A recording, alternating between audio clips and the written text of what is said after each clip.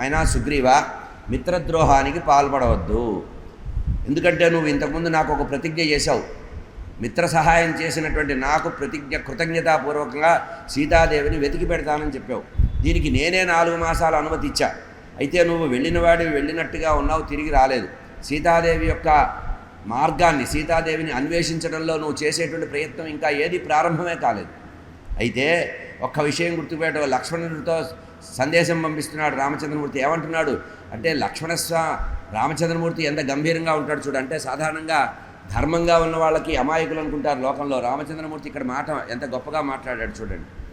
నాయనా సుగ్రీవ, లక్ష్మణ సుగ్రీవుడికి చెప్పి ఈ మాట, వాలిని ఏ మార్గంలో అయితే పైకి పంపించానో ఆ మార్గం ఇంకా తెరిచే ఉంది. అంటే వాళ్ళకి టికెట్ ఇచ్చి పంపించా కదా పైకి, ఆ పంపించిన మార్గం ఇంకా కుల్లానే ఉంది, ఓపెన్గా ఉంది, ఇంకా ముయ్యలేదు. కనుక జాగ్రత్త. కనుక నువ్వు కనుక మిత్రద్రోహం చేసినట్లయితే ఇంకా వాలి వెళ్ళిన మార్గం మూసివేయబడలేదు. కనుక ధర్మభ్రష్టుడైనటువంటి వాలి ఎట్లా అయితే శరీరాన్ని వదిలి ఆ దుర్గతి పడి పైకి వెళ్ళిపోయాడో, ఒకే ఒక బాణంతో ఆ వాలిని సంహరించడం జరిగింది. నీకు కూడా ఆ బాణమే దాచిపెట్టి ఉంచాను అని చెప్పమన్నాడు. ఇట్లా జాగ్రత్తగా ఉండు అని. ఈ విధంగా గుర్తు చేసిరా నాయనా లక్ష్మణ అని చెప్పి చాలా కోపంగా, రామచంద్రమూర్తి ఎప్పుడూ కోపం రాదట, కానీ 4 నెలలు వర్ష ఋతువులో ఉండి ఆ అమ్మవారు దుర్గాదేవి యొక్క ఆరాధన చేయడం వల్ల అతనిలో ఒక రకమైన పౌరుషం వచ్చింది. లక్ష్మణస్వామి ఎప్పుడైతే రామచంద్రమూర్తి ఎప్పుడు కూడా కోపం లేనటువంటి రామచంద్రమూర్తి కోపాన్ని ప్రదర్శించాడో ఆ కోపాన్ని స్వీకరించాట. లక్ష్మణస్వామి రామ అనుజుడు కదా, ఆయన భావం ఎట్లా ఉంటే ఆ భావాన్ని తీసుకొని ముందుకెళ్తాడు. కనుక వెంటనే వణికిపోయాట, ఊగిపోయాట లక్ష్మణస్వామి. లక్ష్మణుడు అంటేనే కోపానికి ప్రతీక. బుసలు కొడుతున్నాడు, ఆదిశేషుడు అంశ కదా, బుస్సు బుస్సు అంటూ బుసలు కొడుతూ అక్కడి నుంచి బయలుదేరాట. ఇట్లా వెళుతూ ఆ కిష్కింధా నగరం యొక్క తోరణం దగ్గర ఒక పెద్ద శబ్దం చేశాట. ఎప్పుడైతే కిష్కింధా నగరం యొక్క ద్వారం ఉంటుంది, కమాన్ ఉంటుంది కదా, ఆ కమాన్ దగ్గర నిలబడి అరుస్తే సుగ్రీవా అని అరిచేటప్పటికీ అంగదుడు చూశాడు, యువరాజు. అంగదుడు చూసి వెంటనే పరిగెత్తుకుంటూ వెళ్ళి ఆ సుగ్రీవుడితో చెప్పాట. ఏమని? మహారాజా, లక్ష్మణస్వామి కోపంతో వస్తున్నాడు, కళ్ళు ఎర్రగా ఉన్నాయి, బుసలు కొడుతున్నాడు, బాహువులు చాలా బాగా చూసుకుంటున్నాడు, చరుచుకుంటున్నాడు, జబ్బలు చరుచుకుంటున్నాడు, అంగలు వేస్తూ పెద్ద పెద్ద అడుగులు వేస్తూ వస్తున్నాడు. కనుక కొంచెము నువ్వు జాగ్రత్తగా ఆలోచించని అక్కడ కొంచెం సైన్యం ఉంటే సిద్ధం చేశాట. ఏం కొప్పలాడతాయో అని సైన్యం సిద్ధం చేశాట. లక్ష్మణుడు వచ్చి ఆ మహాద్వారం, సుగ్రీవుడి యొక్క మహాద్వారం దగ్గర నిలబడి ఉంటే లోపలికి అంగరుడు పరిగెత్తి సుగ్రీవుడితో చెప్పాట, లక్ష్మణస్వామి వచ్చారు అని. అప్పుడు ఆయన అన్నట్ట, నేనేం తప్పు చేయలేదే, నేను చేయాల్సిన పనులు చేస్తున్నాను కదా, నేను చేసే పనులు చేస్తూనే ఉన్నాను, అక్కడ వానరులని కబురు పంపించాను, వాళ్ళు రావడానికి టైం పడుతుంది, అంతవరకు కూర్చున్నాను అన్నట్ట. అంటే అప్పుడు ఆంజనేయ స్వామి కూడా వచ్చారట. వచ్చి, నీకు గతంలోనే ఒక 15 రోజుల క్రితం చెప్పాను, నీకు అర్థం కాలేదు, ఉపకారం పొంది సమయభంగం చేయడం వల్ల ప్రమాదం ఏర్పడుతుంది.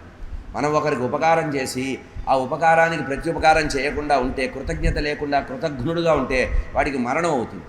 కనుక గుర్తుపెట్టుకో, రామచంద్రమూర్తి వారి యొక్క మనసులో ఉండే భావాన్ని తెలుసుకున్న రామ అనుజుడైనటువంటి లక్ష్మణస్వామి కోపంతో వస్తున్నాడు.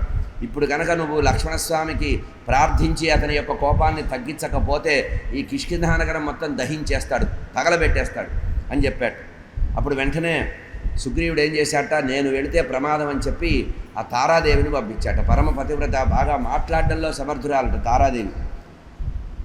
మనం కూడా ఎప్పుడన్నా అప్పులలో వచ్చేదన్నా ఇంటి మీద పంచాయతీకి వస్తే ఏం చేస్తాం, ఆడవాళ్ళని పంపిస్తాం ముందు. ఎందుకంటే వాడు ఎంత కోపంగా ఉన్నా కూడా ఆడవాళ్ళ మీద వెంటనే దూకలేడు, ఏం మాట్లాడలేడు కదా. పొరపాటున ఆడవాళ్ళని ఏదన్నా మాట్లాడితే అసలు పంచాయతీ కొత్తగా మొదలవుతుంది. ఆడవాళ్ళని తిడతా, వారి చుట్టుపక్కల వాళ్ళు కూడా వస్తారు. అంటే వీడు యజమాని చేసిన తప్పు పోయి కొత్త కేసులు బనాయిస్తాడు. అందుకని తెలివిగా సుగ్రీవుడు ఏం చేశాడు, తారాదేవిని పంపించాడు. ఆ తారాదేవి వచ్చింది, మెల్లిగా వినయంగా మాట్లాడుతోంది. స్వత దర్శనే విశుద్ధాత్మ అస్మన్కోప పరిచ్ఛద సహాన్ స్త్రీషు మహాత్మానః. లక్ష్మణుడి దగ్గరికి వెళ్ళి ఆ తారాదేవి, పతివ్రత అయినటువంటి తారాదేవి మెల్లిగా మాట్లాడుతోంది. ఏమంటోంది, మహాత్ములైన వాడు నాయనా లక్ష్మణ, ఎందుకయ్యా అంత బుసలు కొడతావు? ఇక్కడ నువ్వు కోపించదగిన వ్యక్తులు ఎవరు లేరే, అందుట్లో ఇప్పుడు ఉన్న వాళ్ళంతా ఇక్కడ ఆడవాళ్లే. ఆడవాళ్ళ దగ్గర నీ పౌరుషం ఎందుకు? ఆడవాళ్ళ దగ్గర పెద్దగా మాట్లాడకూడదు, కోపించకూడదు, ఆగ్రహించకూడదు అని ప్రార్థించారట. అప్పుడు తారాదేవి మళ్ళీ లక్ష్మణస్వామితో మాట్లాడుతోంది. నకోపకాల క్షితిపాల పుత్ర, నాయన రాజకుమార, నువ్వు ఇది కోపం పడవలసిన సమయం కాదు, ఇది కోపానికి సరి అయిన సమయం కాదు. నచకోపి స్వజనే విధేయ, నీకు విధేయులై మీ దాసులైనటువంటి వాళ్ళ విషయంలో క్షత్రియులైనటువంటి మహారాజులు, అందులో గొప్ప సూర్యవంశంలో పుట్టినటువంటి నీవు ఇప్పుడు అనవసరంగా కోపాన్ని చేయకూడదు. ఎందుకంటే మేము మీ దాసులం. దాసుల మీద, జీతగాళ్ల మీద యజమాని కోపిస్తే ఇంకా ఎక్కడ చెప్పుకుంటారు? తదర్థకామస్య జనస్య చస్య ప్రమాదమం వీరసోఢుం కోపం కథం నామ గుణప్రతిశ.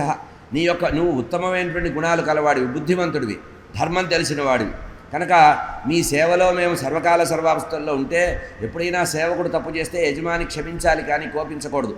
కనుక ఒకటి గుర్తుపెట్టుకో, మేము ఎవరం, మీరు మానవులు, కానీ మేమెవరం జంతువులం. జంతువులకు ఎప్పుడు కూడా చపల బుద్ధి ఉంటుంది కనుక విషయాసక్తులై ఉంటారు, కామరూపధరులై ఉంటారు, కామాన్ని కోరుకుంటూ ఉంటారు. కనుక శరీరం మీద వ్యామోహం బాగా ఉండేటువంటి మా వానర జాతి విషయంలో మీరు ఎట్లా ఉండాలి? కొంచెం దయగా ఉండాలి. కనుక మేము మీలాగా జ్ఞానులము, చదువుకున్న వాళ్ళము, మానవులం కాదు. మేము పశువులం, జంతువులం. కనుక జంతువులకు విషయాసక్తి చాలా ఎక్కువగా ఉంటుంది. మేము జీవుల్లో అధములం, జంతువులం. కనుక మీరేమో మహా తపస్సులు, సత్వగుణ సంపన్నులు, అరివీర భయంకరులు. మీ వంటి వాళ్ళు కోపిస్తే మేము ఏమైపోతాం? ఏం మిగలం, బూడిదైపోతాం. కనుక లక్ష్మణ, లక్ష్మణ, మా విషయంలో నువ్వు కోపడొద్దు. నకామతంత్రే తవ బుద్ధిరస్తి త్వం వై యథా మన్యువశం ప్రసన్న నదేశకాలో హి యథార్థధర్మ అపేక్షతే కామవర్ష్య. అయినా ఒక విషయం, ఎంత జాగ్రత్తగా మాట్లాడింది. రామాయణాన్ని బాగా చదువుకుంటేట మంచి వాక్కు వస్తుందట, తెలివిగా మాట్లాడే శక్తి వస్తుందట.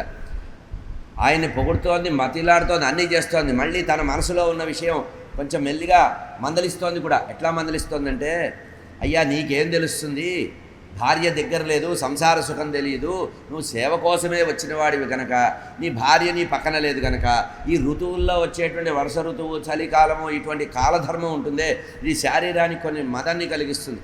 కనుక స్త్రీ సాంగత్యం అనేటువంటివి తెలియకుండా, అసలు స్త్రీ పురుషుల విషయంలో ఎట్లా ప్రవర్తిస్తారు పురుష స్త్రీలు అనే విషయం తెలియకుండా, దేశకాలాలు తెలియకుండా, భోగం అనేది తెలియకుండా, శృంగారము, యోగ్యతలు తెలియకుండా, కామాసక్తులైనటువంటి మాలాంటి నీచుల విషయంలో మీరు ఉత్తములైనటువంటి వాళ్ళు ఇట్లా ప్రవర్తించకూడదు. అంటే మేము పశువులం కనుక ప్రవర్తిస్తున్నామని ఒక అర్థం. ఇంకోటి ఏంటంటే, భార్యా పిల్లలు ఉండబట్టి మాకు తాపత్రయాలు ఉంటాయి. నీకు ఏమీ లేదు, ఒంటివాడివి, ఒక్కడివి ఉన్నావు, నీకేం తెలుస్తుంది? శరీరం మీద ఉండేటువంటి కామం అనేది నీకేం తెలుస్తుందయ్యా అని పరోక్షంగా చెప్పింది. చపలుడైనటువంటి వానరుల సంగతి ఏం చెప్పాలి? సాధారణంగా భార్యా పిల్లలతో ఉన్నవాడికే వ్యామోహాలు ఎక్కువ ఉంటాయి. అందులో మేము పశువులం, జంతువులం కనుక మాకు వ్యామోహం ఎక్కువ ఉంటుంది. కనుక సుగ్రీవుడు కామభోగంలో ఉన్నాడు కనుక, దీర్ఘకాలం దాంపత్య ధర్మానికి దూరంగా ఉన్నాడు కనుక అతను మిత్రకార్యాన్ని మరవలేదయ్యా. ఆయన చేసే పని చేస్తూనే ఉన్నాడు, కానీ ఇంకా చేసే పనిలో సమయం మిగిలిందనే ఉద్దేశంతో శారీరకమైనటువంటి వ్యామోహంలో ఉన్నాడు.